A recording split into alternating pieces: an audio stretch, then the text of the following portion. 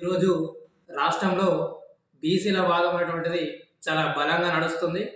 చాలామంది కొందరైతే రాజకీయ నాయకులైతే రేవంత్ రెడ్డి ప్రభుత్వాన్ని బురద జల్లాలనే ప్రయత్నాన్ని కూడా చాలామంది చేస్తున్నారు. కానీ ఒక విషయం బాగా గుర్తుపెట్టుకోవాలి.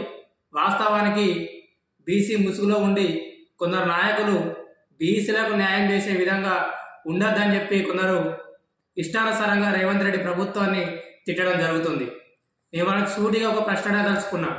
ఎందుకంటే బీసీల కోసం బీసీ నాయకులందరూ కూడా ఢిల్లీ జంతర్ మంతర్ దగ్గర ధర్నాలు చేస్తున్నప్పుడు ఆ రోజు బీసీ సంఘాలకు మద్దతుగా రేవంత్ రెడ్డి ప్రభుత్వం, ముఖ్యమంత్రి కూడా, మంత్రులు, ఎమ్మెల్సీలు, వివిధ డీసీసీ అధ్యక్షులు కూడా చాలామంది ఢిల్లీ జంతర్ మంతర్ దగ్గరకు పోయి ఆ రోజు బీసీలకు ఒక న్యాయం జరగాలి, బీసీలకు రావాల్సినటువంటి వాటా రావాలని చెప్పి ఆ రోజు కొట్లాడారు.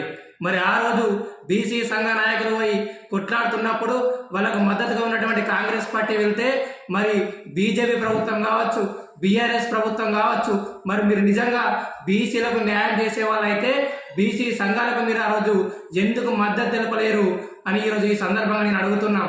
అదేవిధంగా బీసీలకు న్యాయం చేయాలని చెప్పి రేవంత్ రెడ్డి సర్కారు కులగణన చేపట్టి ఆ బిల్లుని గవర్నర్ దగ్గర పెడితే మరి బీజేపీ నాయకులు ఎందుకు గవర్నర్ దగ్గర బీసీలను బిల్లు ఆమోదించేటట్టు ఎందుకు ఈరోజు ఒత్తిడి పెడతలేరు? ఒకసారి బీజేపీ నాయకులు ఆలోచన చేసుకోవాలి. ఏది పడితే అది మాట్లాడడం కాదు. మీ చేతిలో ఉన్నటువంటి గవర్నర్, మీ దగ్గర ఉన్నటువంటి గవర్నర్ని మీరు రాష్ట్రంలో ఎందుకు బిల్లును ఆమోదం తెలిపే విధంగా మీరు ప్రయత్నం చేస్తున్నారో మీరు ఈరోజు తెలంగాణ సమాజంలో ఉన్నటువంటి బీసీ నాయకులు చెప్పాలి. చాలామంది ఈటల రాజేందరే కావచ్చు, హరీష్ రావే కావచ్చు, బీసీలకు ఈరోజు రేవంత్ రెడ్డి సర్కార్ అన్యాయం చేసిందని చెప్పి మాట్లాడుతారు. మరి మీరు బీసీలకు ఎందుకు కొట్లాడలేరు?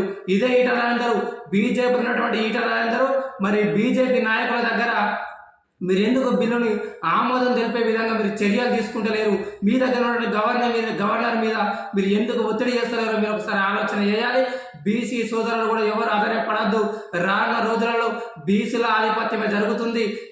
ఏదేమైనా పిసిసి మహేష్ కుమార్ గౌడ్ గారు కూడా చాలా స్పష్టంగా చెప్పిండు, బీసీలకు వాటా ఇచ్చిన తర్వాతనే స్థానిక ఎన్నికలకు పోతామని చెప్పిండు. కాబట్టి బీసీలు ఎవరు ఆధారపడద్దు. భవిష్యత్తులో బీసీలకు మంచి అవకాశాలు ఉంటాయి.